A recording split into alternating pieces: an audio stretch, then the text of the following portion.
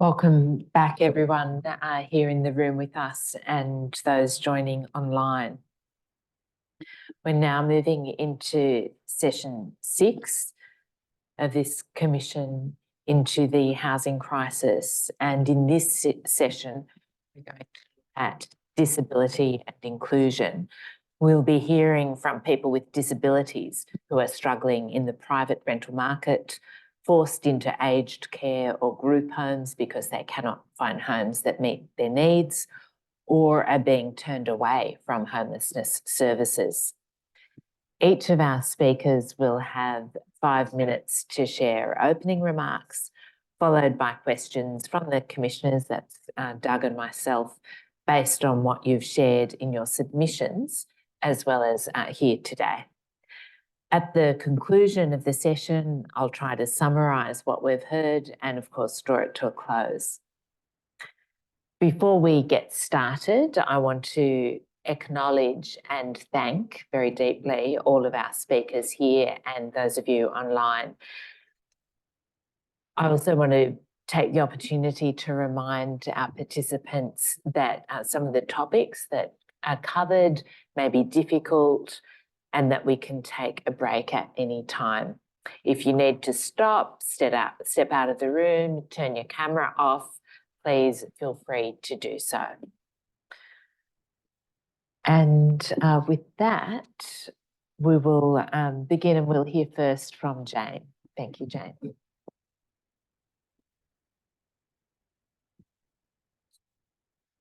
Hey. Thanks for having me here today. I finally found work during the jobs boom after years of unemployment, and I mean years because I am a wheelchair user after all. But unfortunately, finding work hasn't stopped my husband and I from going financially backward. Sorry.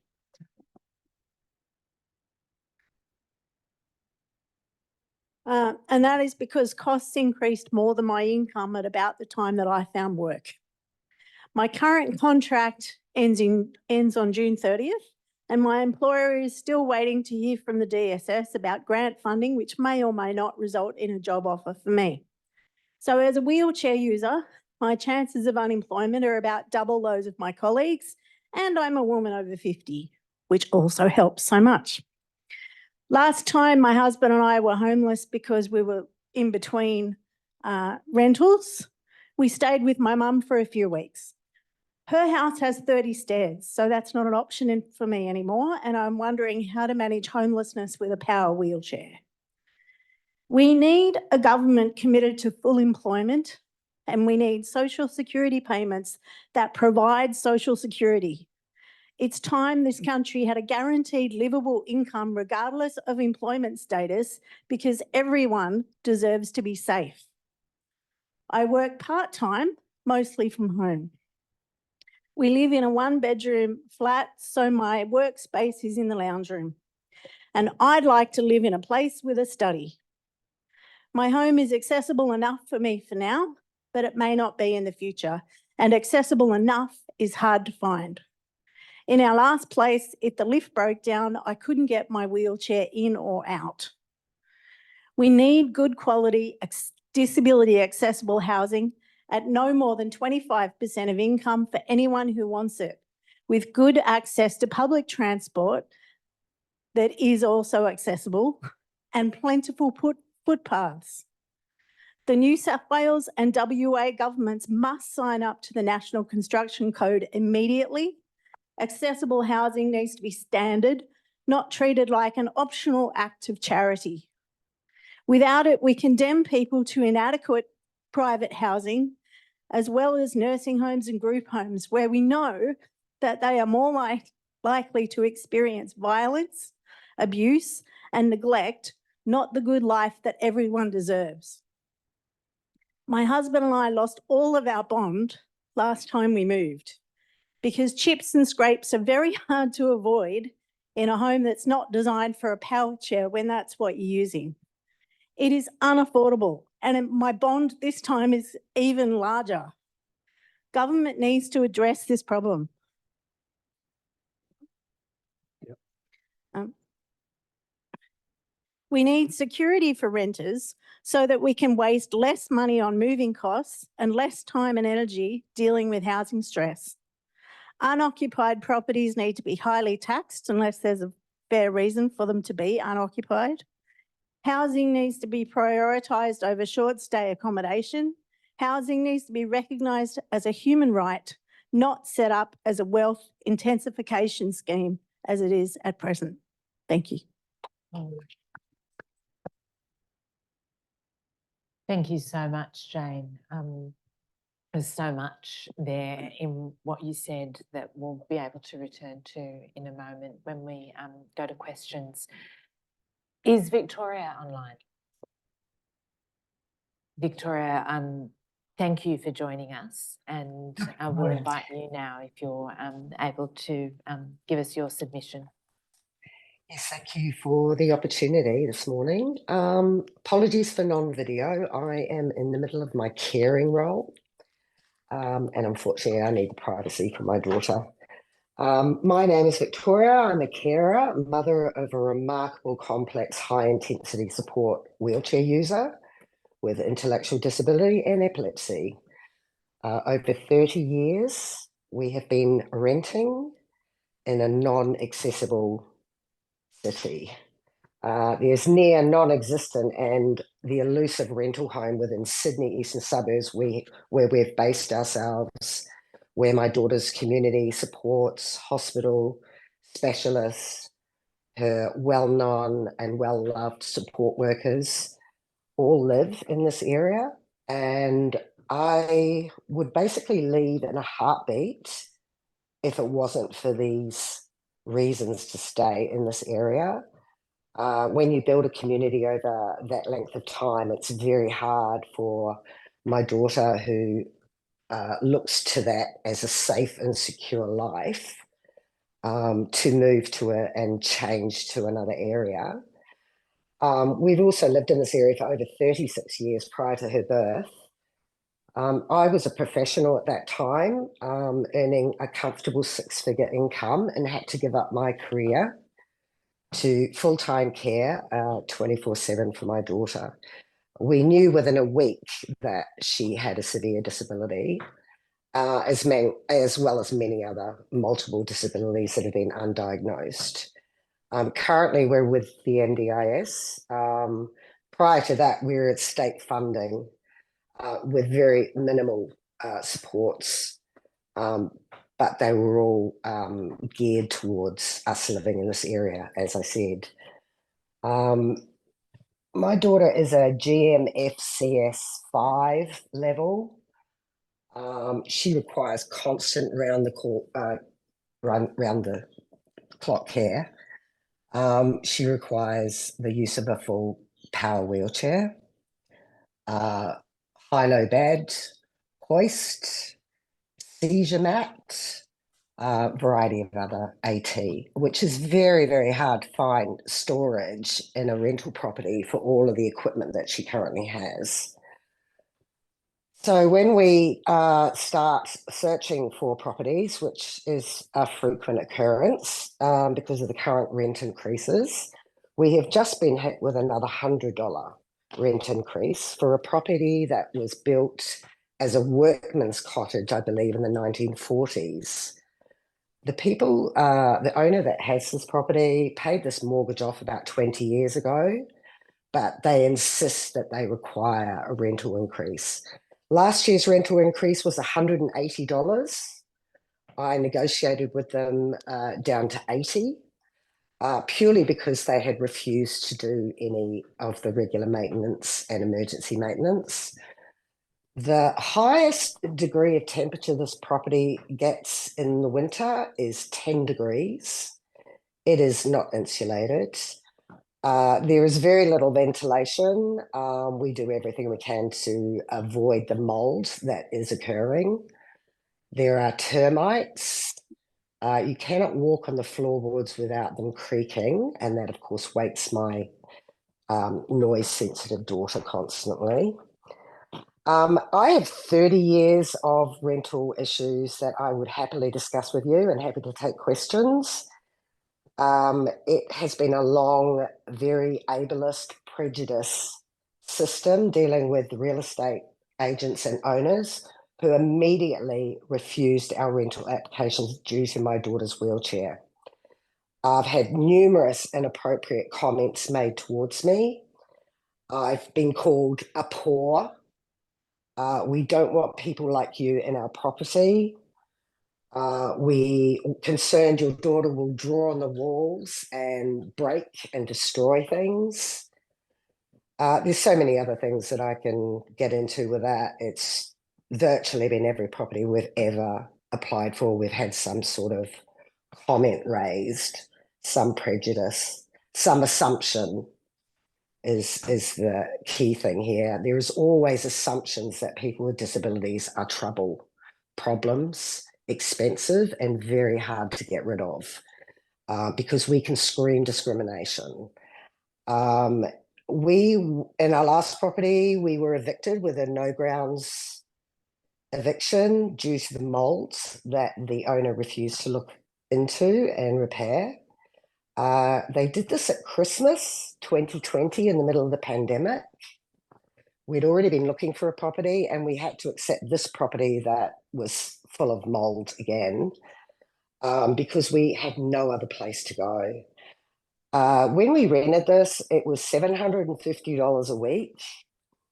The next year they increased it by 40 and then there was a 180. And now they've added another 100. So we're going up to $1,000 a week rent. I have a partner who's a tradie, a sole trader. He doesn't get paid for months sometimes because of complications with his clients, refusing payment a lot of the time. So we actually rely on my daughter's pension and my pension to pay the rent. And then I have nothing left over. So we struggle every week to actually just maintain the basics. As I said, I'm happy to take questions later if you have any further questions required of the 30 years of pain we've been living in. Thank you. Thank you so much, Victoria. Very powerful and very insightful testimony from you. And yes, we will come back to questions. Now, our last person, I believe, is Carl, and I believe Carl is online. Okay.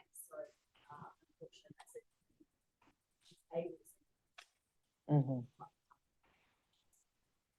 Yes, and certainly we have read the a version of his statement that he submitted ahead of the hearings, and of course we will be able to take any further evidence that he might be able to submit to us. Which in that case means, Doug, I'll invite you to lead with the questions for Jane and Victoria. Well, thanks, Jane, and thanks, Victoria. So many questions, and I'm sure you've got so many answers. Maybe Jane first. Jane, you're in private rental accommodation. Yeah, that's right. Have you tried to get social or community housing? I'm not poor enough for social housing. And when I was unemployed, I thought, well, as soon as I get a job, I'm not going to qualify. So, and I was actually hoping that I would get a job because, yes, I spent many years on unemployment benefits, but I also have 3 degrees and I have had work in the past. Part of the difference being that during that past, I was walking around on crutches, so it was a little bit easier for me to accommodate the non-accommodating world that I live in. But yeah, now I wouldn't qualify for social housing, community housing. I've looked at. You can spend days filling out their forms. So that was pretty off-putting after all the admin that I've already been through with being on Job Seeker and being part of the NDIS and all those other things. And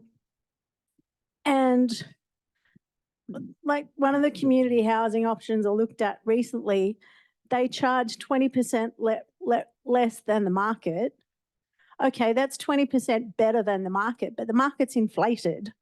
So 20% less than an inflated market doesn't necessarily mean affordable. It just means slightly less of a ripoff. And what they were offering was a tiny little shoebox where you would be barely able to move once you put your bed in there. They had an accessible bathroom, and the bathroom felt bigger than the living space. And you would be having to share all the living space facilities that they do provide with the other residents, but you don't get any choice about who the other residents are. So if you end up in a place with someone who you don't get on with for whatever reason, someone who maybe decides that they want to bully you, you have to interact with that person on a constant basis if you want to prepare your food, do your washing, do all that kind of stuff. And I thought, this feels too much like a group home, and I've never lived in one yet, and I don't intend to start now. And Jane, when you indicated how difficult it was to try and find suitable accommodation in the private rental market. Yeah. There is no stipulations anywhere, is there, that the private rental market should provide a percentage of accessible homes or any obligations to make homes accessible, is there? I don't think so, no. And if New South Wales and WA eventually sign up to the construction code, that will help a bit, but it's still only pretty minimal support, that minimal space, minimal accommodation that they're offering. So it'll help a percentage of people with disability, but it will still leave a lot of people in a pretty bad situation. And at the moment, we've got, like, I went to see one building where there were ramps up the front of the building, and I thought, oh, this is good. This looks promising. But I went inside the flat and there wasn't enough room for my chair to turn without wiping out the wall completely. So yeah, it has a level of accessibility. It would probably be helpful for someone with a walking frame, but you don't know what level of disability you're going to hit. I didn't know when I was a teenager that I was going to use a wheelchair at some stage. And I don't know whether as I get older, I might actually need somebody else to assist me to do the things that at the moment I could do for myself. If I need space for another person to be spending a lot of time in my house, then it's harder to live in a really small space as well. So is there any external support that you receive in the context of being assisted to find housing? No. So when I last needed to find a place, I asked people that are much more informed about the NDIS and the government systems than what I am. There is no agency I could find that can say, here's where you find the disability accessible housing. We've only just got realestate.com putting accessibility features on their website. And I think that's because all the states except New South Wales and WA have signed up to the construction code, because the features that they are now listing all match what I know is in that. But New South Wales Labor government said, oh no, we couldn't possibly do that. It's too expensive for the developers. Well, I'm hoping that every one of those developers develops significant disability as they age and remembers the decisions that they lobbied for. But by the time that happens, it'll be too late, and they'll have to move into nursing homes if their own homes are not suitable for them, because you've got to plan this stuff long term. You can't wait until you need it. You need it before the occasion happens. Otherwise, someone comes and says, well, you can't go home, so the only place we can shove you is in a nursing home where you're going to be really depressed and bored to tears and you might prefer to top yourself.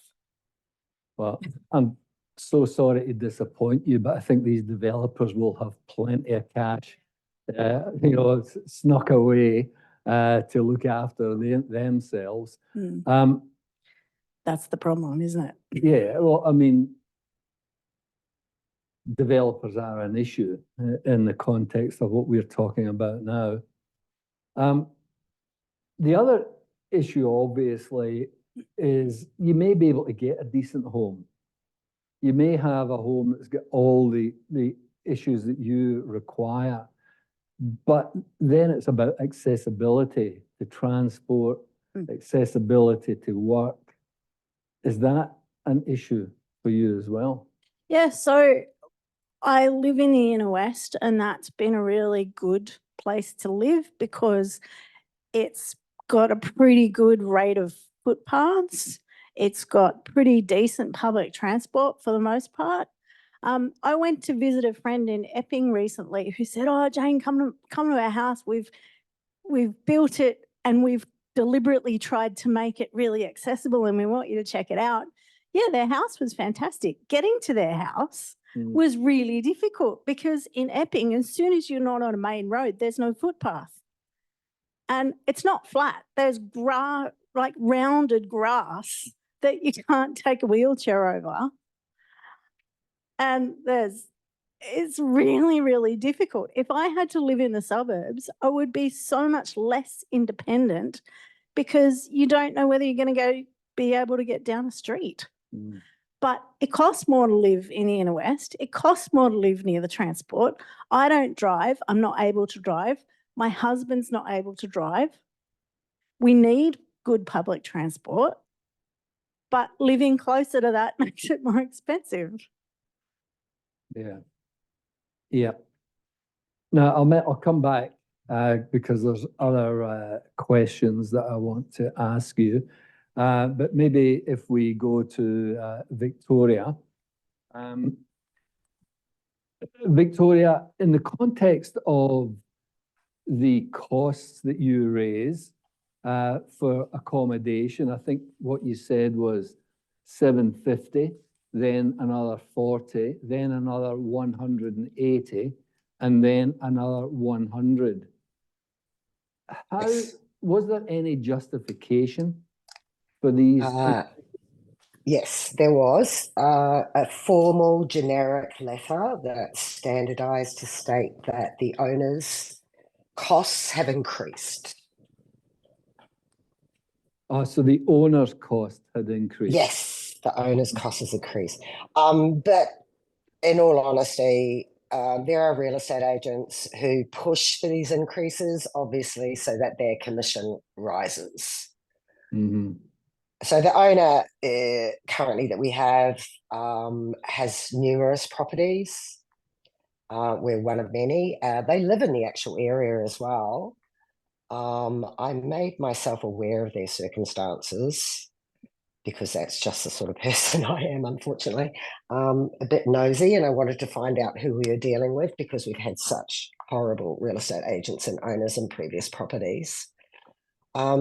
This family runs a refrigeration service, and like I said, they live in they have a multi-million-dollar home themselves, and they own numerous properties. An electrician that came into our property once told me, "You're very lucky that she's allowed me to fix this light today because all of her other properties she neglects." And he pointed out to me that she possibly was fearful that I might take it further due to my daughter's disability. And she obviously didn't want to go down that legal road if I went about pursuing any sort of issues with repairs, because I did kind of say that I would be happy to go to tribunal, happy to go to the media, like many of people with disabilities are happy to do now, because it really is our only road to having a voice about what continuously happens to us. And this fight that we constantly under threat of being homeless. Now, I'm literally about to start looking again for other properties now, because if we get another rise after this, I can't afford to stay where we are. We can't go to an apartment because, as Jane said, the lifts. We previously been in an apartment block on a ground floor, but we had a ground level car park. The owner removed the intercom that allowed us to actually let people in the front door and allowed us to park my daughter's accessible vehicle. And I had to go to Disability Sydney lawyers and get them to formalise a letter stating that it was discrimination that they'd actually gone and removed this intercom, which would not allow us the accessibility of letting people in the property without having to go down the lift or the stairs physically. Now, unfortunately, I couldn't just up and leave the room. My daughter visually has to see me and hear me, or she will panic and self-harm. So for me to leave the room to let in the delivery guy or the many tradespeople that they were sending around, I just couldn't function. And so I went that far, and it worked. They reinstalled the intercom. Mm. Currently, where we are now, they just completely ignore any repair requests. And quite frankly, I don't really want to ask for any because I'm scared of being evicted. We're now on a periodic lease. So they effectively can just give us notice in 28 days. I couldn't find a house for 6 months. I don't know where we'd go if we were given a 28-day notice. They did approach us and say they were selling last year. They keep bringing in the real estate to value the property every year. It's quite threatening. You feel so insecure every 3 months before your supposed lease is up. They just come in and walk around, take photos, and basically just stand over threatening you, going, "Oh, we're going to sell. You better start looking." Anyway, there you go. Yeah, and one of the issues that have been raised by people without disabilities is the cost of moving. Is there an additional cost to move for people with disability? Oh, 100%. I mean, because you've got to take into account all the added AT, the equipment, all of those sort of things. There's no assistance with that sort of thing. There's no actual financial assistance. There's nobody that you can, as Jane said, there's no one department that you can have a discussion with regarding assistance in any sort of financial way. Housing New South Wales offered me 2 nights emergency accommodation when we got our no grounds eviction at the last property, and they couldn't offer an accessible property, and they couldn't offer any help with moving or anything like that, or storing our property or equipment if we were going into emergency accommodation. It was just lucky that we found this place, even with all its faults. We just took it. We had to accept it the way it was, because we couldn't take my daughter into emergency accommodation. We couldn't accommodate her in emergency accommodation. There's no high-low bed, no place to store all her equipment, her medical requirements, her medicines. We need working white goods, incontinence issues. We need a commercial washing machine because she's double incontinent. Sorry to bring all that up, but it is a fact. And landlords are not in any way accommodating regarding any form of modification in a rental. Although I have seen a few landlords currently have allowed NDIS participants to modify their places In fact, there was one recently where a gentleman fully got his bathroom completely renovated for his tenants and then kicked her out so his mother could move in. And the NDIS had paid excessive, it would have been, I don't know, anywhere between $30,000 and $50,000.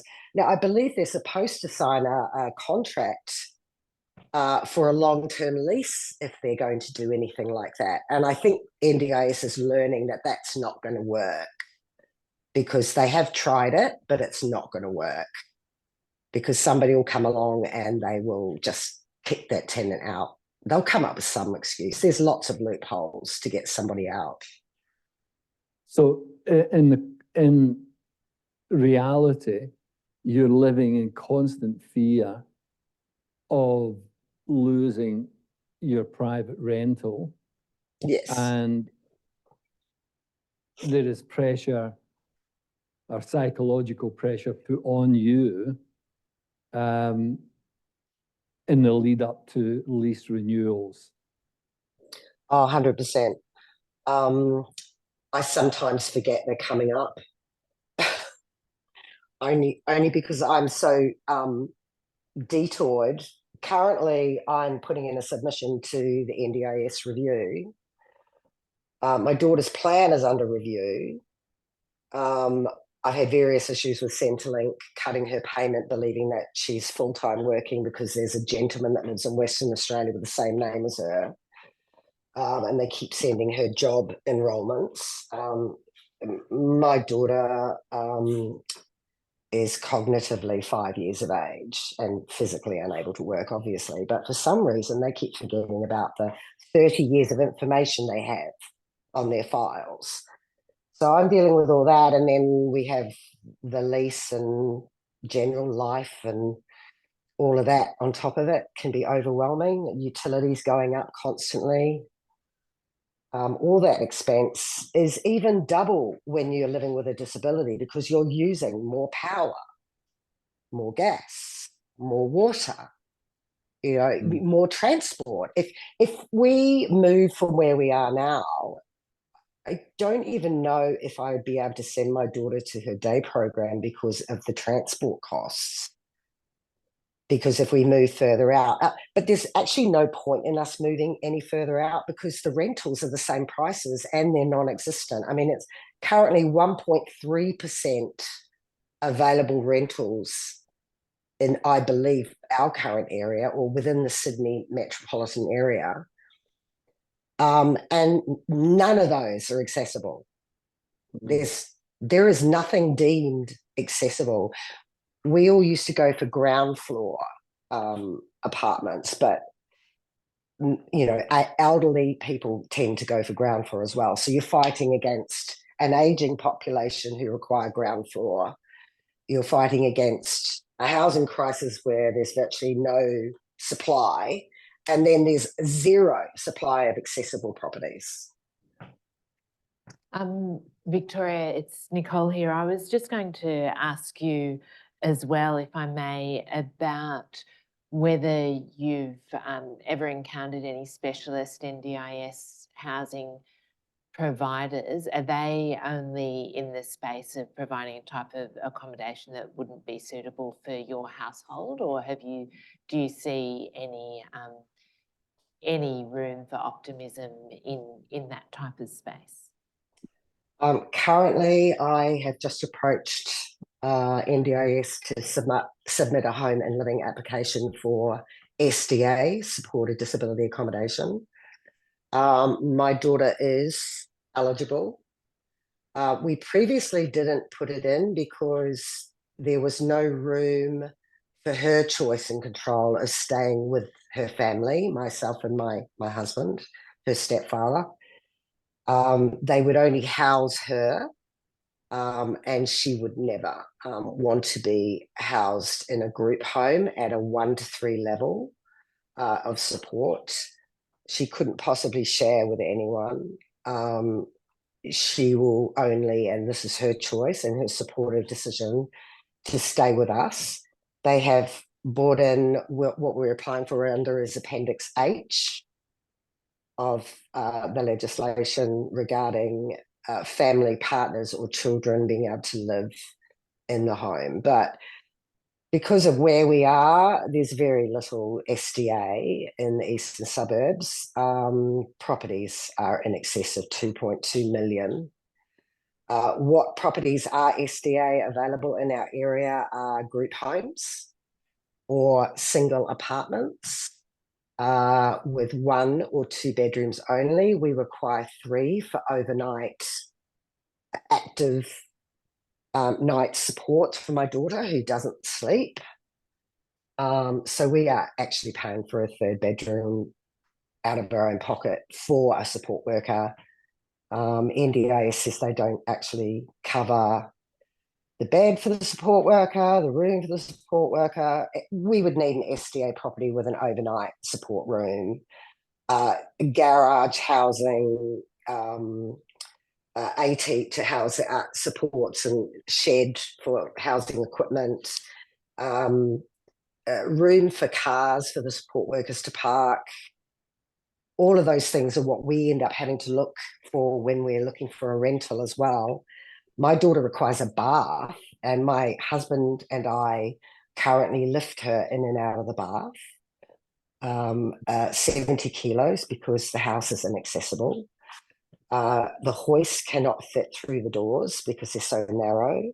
And like Jane, her wheelchair is damaging the property, which we're going to have to repair. Otherwise, we'll lose our bond. Mm. So there's a whole lot of issues with having a disability in a rental property and accessing rental properties.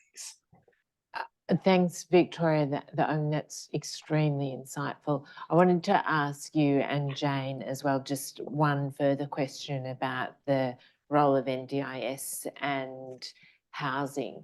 I'm betraying my own ignorance around the sector here, but I do recall at some point some discussion of NDIS being packaged together with, say, new construction type of home ownership product, because what you're describing actually sounds as though purpose built or at least very extensively retrofitted property is what you need. So I'd just invite perhaps first you, Victoria, and then Jane, to comment on, in an ideal world where NDIS and any other forms of support were combined with your own forms of income, because obviously you're households that are still in the workforce as well. What type of best case housing scenario would you imagine? Well, I attended a teleconference for housing the other day for SDA, run by NDS, which is a NDIS provider, about the pathway to home ownership for NDIS SDA accommodation. And there are several people who are actually sourcing mortgage brokers who will give them a loan for fully accessible SDA properties. And there are thousands of SDA properties available now. And there are so many providers out there that are virtually looking for people to fill these properties.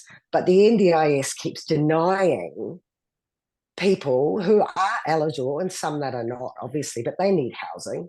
They have a disability, but there are strict criteria for you to be eligible for these SDA properties. There are 3 levels. There is accessible, robust, and high physical support. So you can imagine that the accessible is you can get in through a doorway, that are all standard. Robust is to safe and protect the property and protect the participant from hurting themselves. And the high physical support would be exactly what we're looking for, which would have a centralized hoist system, accessible bathroom, lower bench tops, or automated smart home, the works. That would be my ideal. We would be looking at securing my daughter in a home, because I am getting older. My husband, we're both in our 50s. I'm physically, and I have a number of health issues I won't mention. One of them involves my heart. I'm losing my hearing. I cannot lift my daughter anymore. My husband can't lift her anymore, and he's a big bloke. It's 4 to 5 times a day we're lifting her. And if something happens to me, and it could happen any minute because I have an SVT, she's on her own.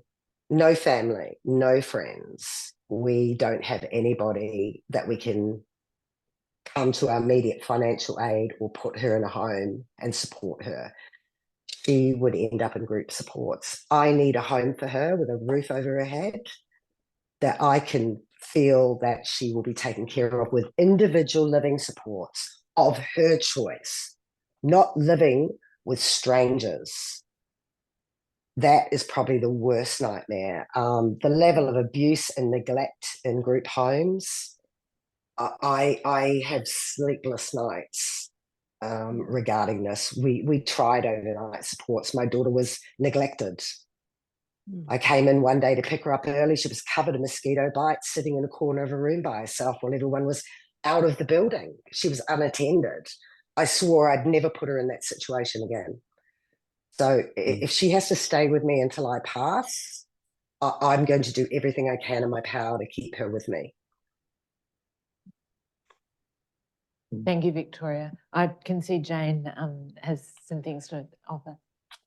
Yeah, so regarding SDA housing, I use a power wheelchair, but I don't need any paid supports at home. I am not disabled enough for SDA housing. And it really makes me incredibly angry that there are a lot of empty SDA houses, because I need a disability accessible home, and we're in a housing crisis, and it's legal for people to leave needed residential properties empty. They should have to put them on the market, and we need a system until accessible homes become a lot more commonplace than they are. We need some way of prioritizing accessible homes to people that actually need them.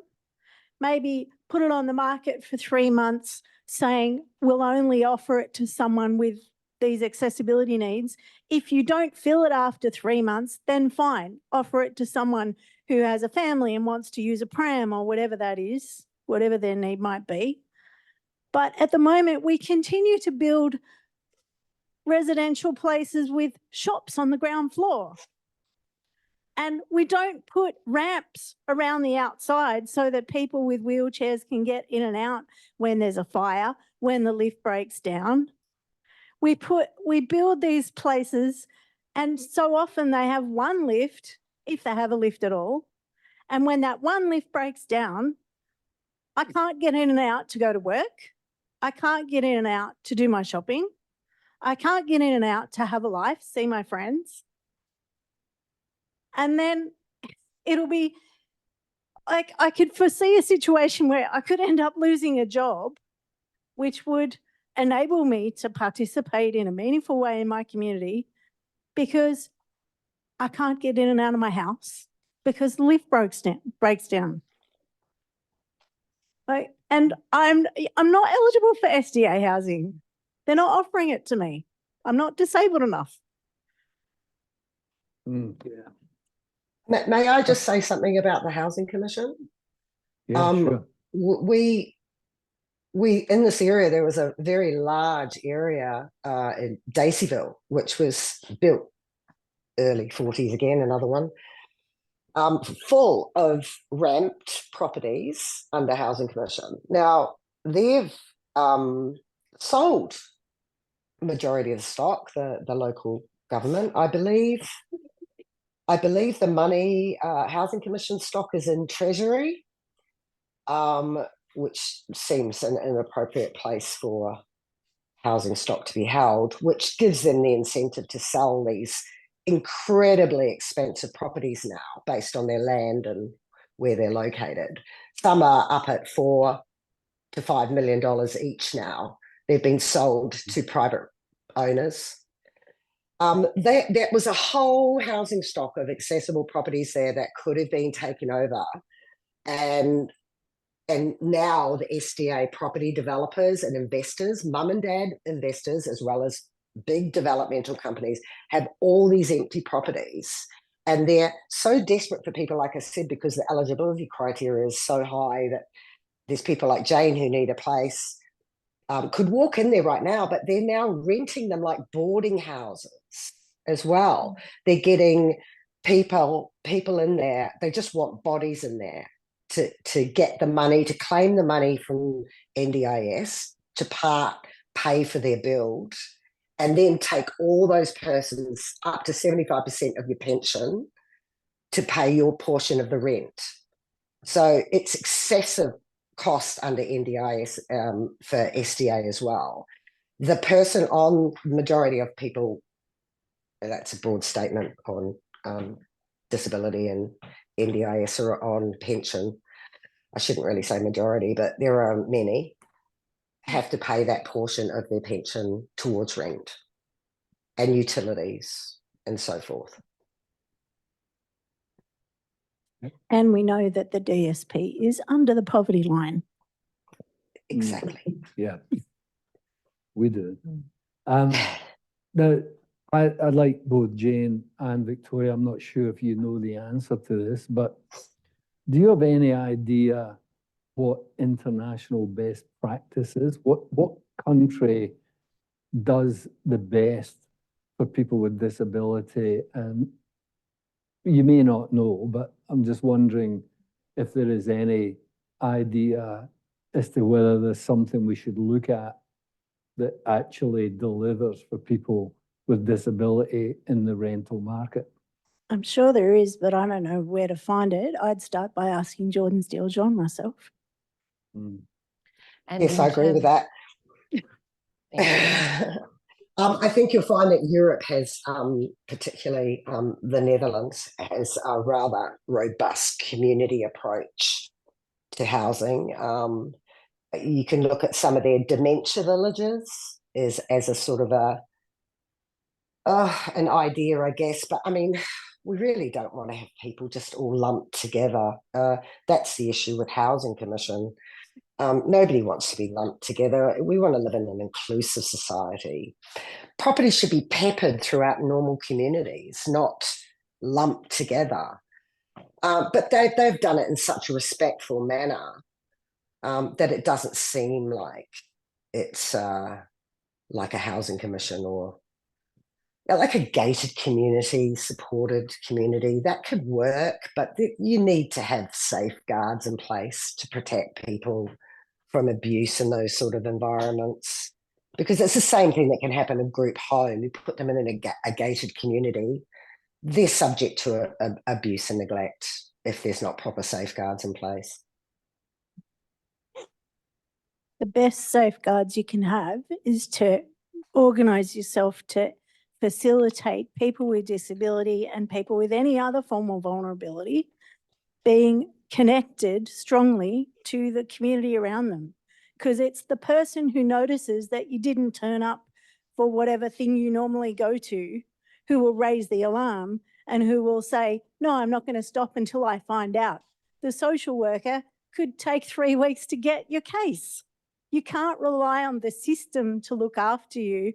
That is one of the clearest messages from the Disability Royal Commission, and I'm really disappointed that the government still haven't responded to that, and yet they're moving forward with all this NDIS reform. They need to be basing the NDIS reform on what the disability community has already told them over the several years of work of the Disability Royal Commission. Look, is there anything else that either you, Jane, or Victoria, you'd like to add that we haven't explored? I think just the fact that disability is an ordinary part of human life and it can happen to anyone. I don't wish it on anyone. It's annoying, it's frustrating, but I really wish that people would recognise that it's ordinary. It's not, if you acquire a disability, it doesn't mean your life is over. It just means you have a different bunch of challenges to deal with than you had before. People with disability are some of the strongest people that I know. But because people have such extraordinarily low expectations of what we are capable of, they also have really low expectations of what we deserve. We are human beings like everybody else. We have very similar dreams and aspirations and goals. And quite often, if you give us the right supports, we have similar or better capabilities. So I would really like people to stop treating us as pity cases and financial burdens and treat us like equal human beings, because that is what we deserve. So, Amen. thank you. I'll try and do a quick sum up. Sure. Sorry, sorry, do you mind if I Victoria. just add one thing? I just wanted to ask, actually. In 2023, the housing spokeswoman stated that when the Labor government was going to come in the next election, which they're currently in their term, that they were going to build 47,000 new homes. I'm yet to see what the figures are for that, but obviously with New South Wales and Western Australia not being on board with the accessibility of homes, that's a key thing that needs to be a priority. So if I was to say anything, it would be that they need to get on board with that.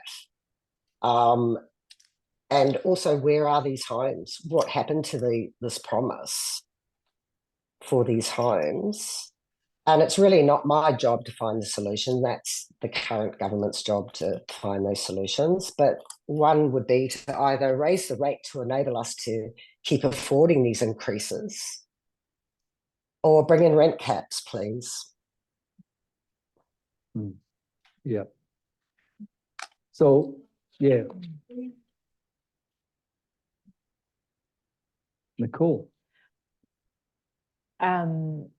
Victoria, I don't know about the fate of those 47,000 homes, but if they were promised to the disability sector, I think that's something that we'll try and track down, because it's a really interesting and important commitment. Look, I'm going to try the impossible and summarise some of what we've heard, because it's been enormously rich and insightful. And I have to say, Jane and Victoria, as you were talking, I was thinking, oh, I wish, you know, person X or person Y was listening to this. And so I'm so glad that that through this commission process it will all be recorded. But look, let's just start with the really critical factors in housing design, because the failure of New South Wales and the other state, Western Australia, to sign up to those modest enhancements to the National Construction Code is really critical.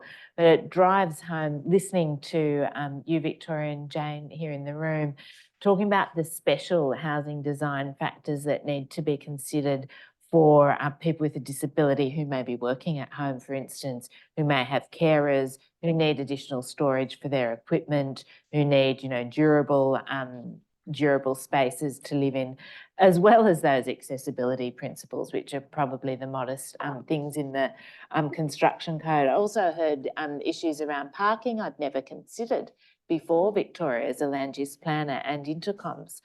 And then the difficulties around finding accessible housing, even the search process around, you know, what's advertised in the private rental sector. You know, I can't imagine the added burden of needing, with a disability, to then add that to finding your finding property that might be available, let alone meet the accessibility criteria that you need. And then to encounter, as you, Victoria, described so powerfully, the discrimination that you receive in that rental market was really breathtaking, actually. And then, of course, we heard the other issue around finding accessible housing being the ineligibility, ironically, for social housing, or this community sector housing that might be available being inappropriate then for your particular needs. I was really struck as well as a planner of the way that both of you, Victoria and Jane, talked about what where your housing is located, and even, for instance, the connection of the home to footpaths and accessible transport, in addition to the critical importance of being able to maintain those support services, Victoria, that have been so important for your daughter, and for both of you, those social networks that are really critical to, you know, quality of life, but also, you know, maintaining your agency and your connections. Then there are the additional costs around moving, you know, expensive for anyone in the private rental sector, but things I had never considered, like, you know, losing a bond because the housing in the first place wasn't appropriate for you, the extra equipment that might need to be stored, but also factored into just the pure moving costs. Really, really insightful, Victoria, thank you for giving us a small glimpse into that. Then there was the specialist disability housing, which, you know, as a housing policy analyst and planner, I thought, well, at least in the disability sector, things are now going to be better, only to hear from the two of you that that housing is either not appropriate for your particular needs or you're not eligible for it, which, you know, it's quite shocking. The lack of accessible emergency, so transitional accommodation when you're between properties, Victoria, you know, the lack of storage for equipment, the specialist equipment that you need, was really striking, Victoria, when you're in between properties, and the lack of housing services to be able to connect you with property that's appropriate when you're between homes. And then we moved to possible solutions, and I think you're both right when you talk about those European models that are about having an inclusive society, community model of housing that's something more than, you know, the group home versus private rental sort of binary that we seem to be stuck in Australia. And I think at the end of the day, the most obvious solution perhaps is sitting there on the table. Either increase the amount of financial support that is paid to people who have got special housing needs, such as, you know, your own households, or better regulate the private rental sector if that's where you're going to need to meet your housing. So look, you've said so much more than that, but I've learned such a lot from listening to you. Thank you both. Yes, thanks very much. Well done. Thank you.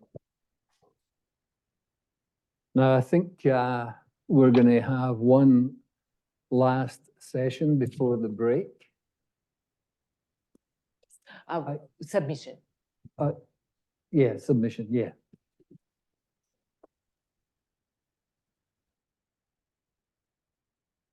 Do you want to do it? Sure. Thank you so much, Oni, for joining us, and for those of you who are watching online. Oni has, I hope I'm pronouncing your name correctly, Oni. Oni, I'm Nicole, one of the commissioners, and he's Doug, the other commissioner. Hi. And for those of you who are joining online here in the room, Oni has very generously come to talk to us. And she had originally been to speak as part of the previous session on income support and housing justice. So with that, Oni, we would invite you to, you know, give your remarks. Most people have been speaking for roughly 5 minutes. You speak around that time if you like, and then we may have one or two questions for you afterwards. Sure. Thank you. So I got into housing because trauma, DV. Yeah, DV. So after that, I was left out of the system for 3.5 years before I got or told that I could actually apply for housing. I was during COVID time. I was due to safety wise. Okay, I stayed on the couch and under the radar so that my ex couldn't find me. I didn't know I could get assistance, but I did get into housing. Housing was really tough to go. The area that I got thought that I could get in. Safety wise, I didn't feel safe, but I had nowhere else to go. I had to take her, or else I'll be telling my friends, okay, that she might get a divorce. So with that, okay, I went into housing with no furniture, no blinds, not even a couch. I slept on my clothes for 4 days. It was a non-for-profit organization who furnished the basic of my house for 4 days before my birthday, within a week. I had a bed, I had a fridge, I had everything. But prior before that, I waited 3.5 years for that. I didn't know that I could. I wasn't informed. But I do want to touch base on one subject. Disability isn't just shown because the person next to me is in a wheelchair. I got diagnosed with diabetes type 2. My legs are about to get chopped off due to the sugar level. But then I'm not classified as disabled. I'm not getting payments as a disability. I'm just on job seeker. I have to work, or requirement is to work.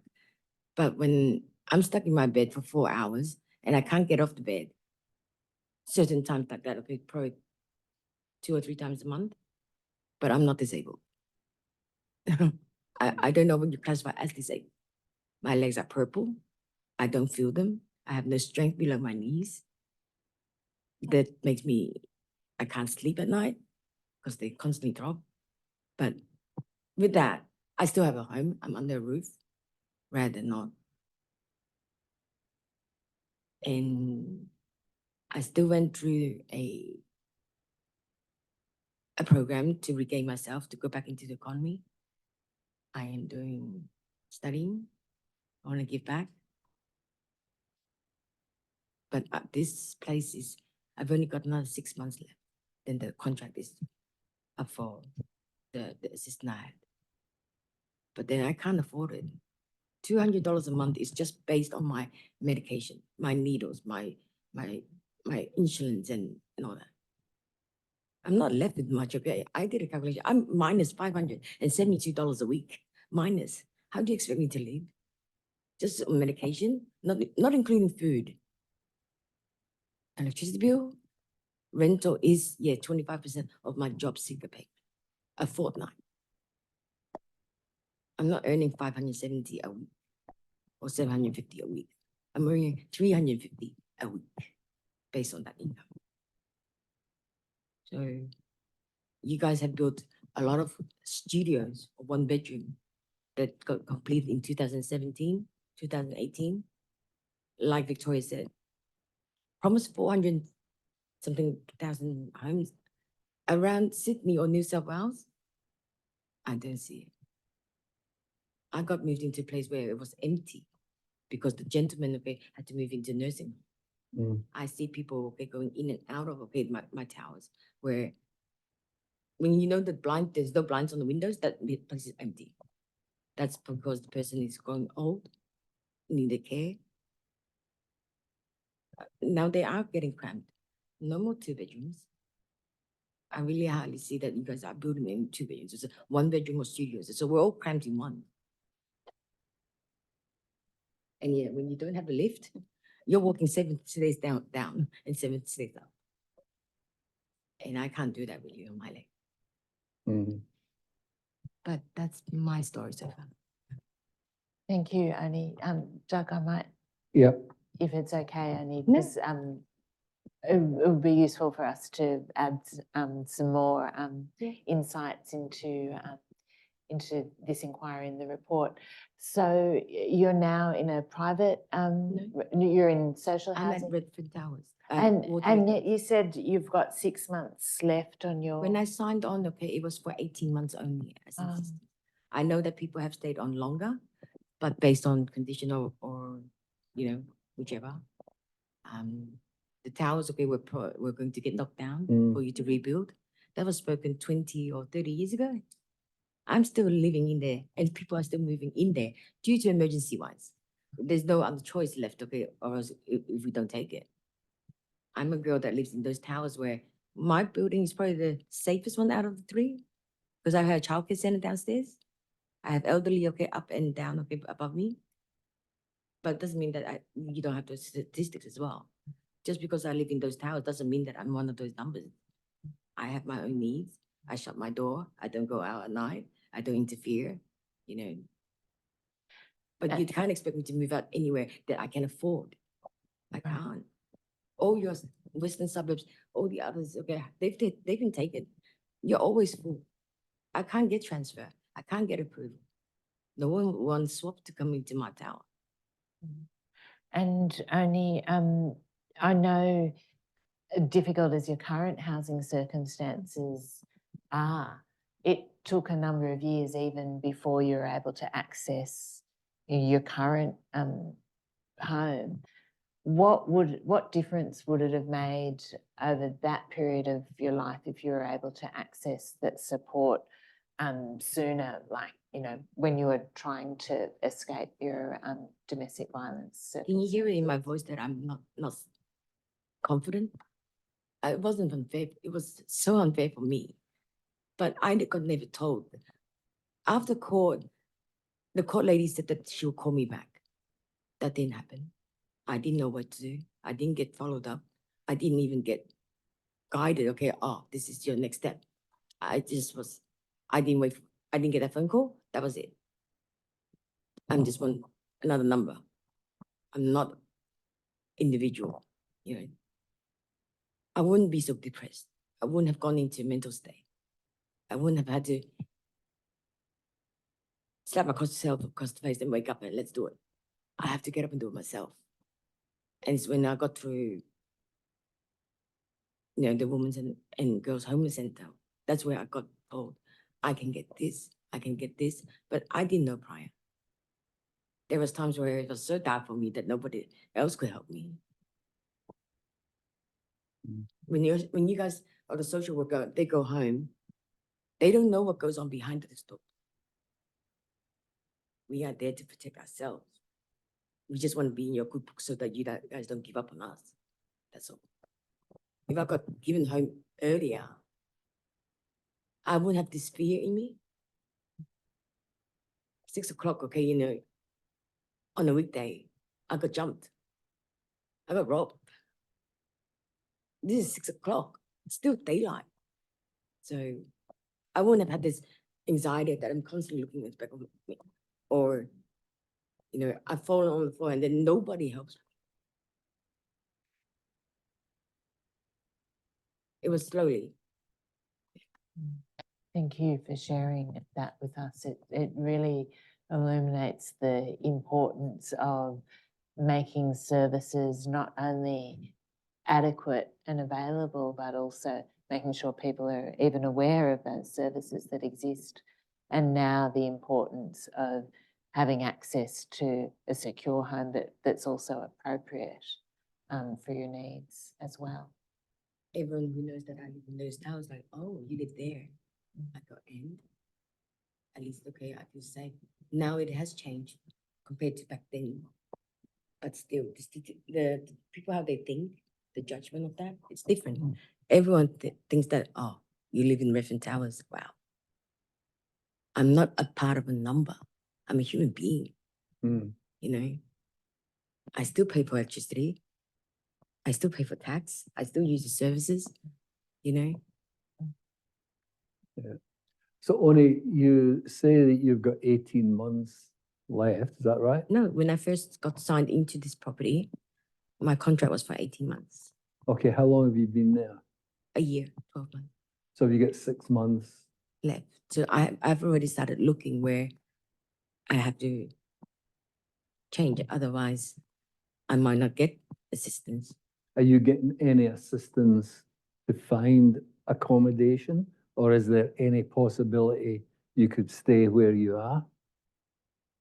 I actually don't know. This is my first time.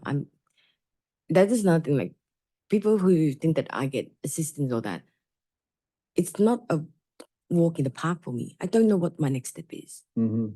You can't expect me to know what to do. I don't know.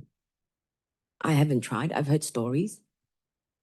I might can stay or I might not. You guys were going to knock down the towers to rebuild. I don't know if I'm priority, okay, or high priority, she will be 10 times high priority than me. But then where does that leave me then? Yeah, yeah. She will need lift, okay, and all that. But when I got told that within another, goodness gracious, okay, 8 months, okay, I would not have any more nerves, okay, that might be. Mm. And then what do I do? I'm not saying that, okay, I bring that upon myself, but just being sick, okay, it's sometimes out of our control. Yeah, you're certainly helping us understand a system that seems extremely not only difficult to navigate, but also inadequate. And reflecting on some of the themes that came up in the previous session around income support and housing. Is there anything else that you'd like to add, for instance, in terms of the adequacy of the available income support, for instance, or is there anything else that you'd like to tell us? Is there a solution that you can see? It's not your job to come up with a solution, but is there anything that you can see that would make a difference tomorrow? So when I got homeless, I went into Wayside for 2 weeks. Then from there, okay, I got into my friend's couch, okay, for another 6 months. In that time frame, it was Waycheck, okay, who helped me specialize in accommodation for women that's been homeless. It was a shock to the department too that, wow, there's so many people going for one property. Mm. And whether it's male, female, kids or no kids, like you have 20 people viewing for one place. And this is people that has high priorities. Because I was left in the system for 3.5 years, they've helped me try to push it a bit more forward. And still then, okay, that took like 6 months. And within that time frame, I had 4 different caseworkers. Mm. It's just, it did take time, that's all. You guys have given us 2 choices. You offer us first one. If we don't take it, our next one, I have to take it, or else I'll lose my assistance there. Then I got given a high priority viewing that there was people that don't want to take the area, and you've got 20 other people that's high priority viewing the same thing. So yeah, it was an eye opener. Mm. Well, it's obviously another example of how difficult it is to navigate through the system. And even if you can navigate through the system, getting an outcome that is fair, equitable, provide you safe housing is another matter. So this is a big, big problem. And we really thank you for taking the time to come and explain the situation that you're in. Good luck in the future. I think financial assistance, okay, is actually like I get food assistance because I work for a program for cooking for shelter meals. In my 6 months program, I relied on that quite a bit. I mean, if I get a $50 voucher, okay, that doesn't even work out with 10 things. Not even 5. Mm-hmm. I rounded it up, okay, most of the things are like $10. That's it. I used to be able to buy quite a bit, but now I rely quite a bit on assistance too. Yeah. It's not the same, okay, like if you say that I can get, just because, okay, I'll keep my rent paid, I'll keep my roof over my head. It doesn't mean that I can't turn on a light. I can't look at have a shower. I can't have the necessity just to sit in front of the TV because I can't afford to pay the electricity bill. Most of my pay is already gone to the rent, even with this of 25%. Yep, it's shocking. Shocking. So look, I think we've been able to hear from you, and it's been very good that we have. And thanks for the effort you made to come here. I know it was very difficult for you, even getting parking. Yes. And so we were glad to hear from you, and thanks very much. You've really helped us to focus on some key issues that need to be dealt with. Thanks very much. Thank you. Thank you. And I think we are now closed till 1 o'clock.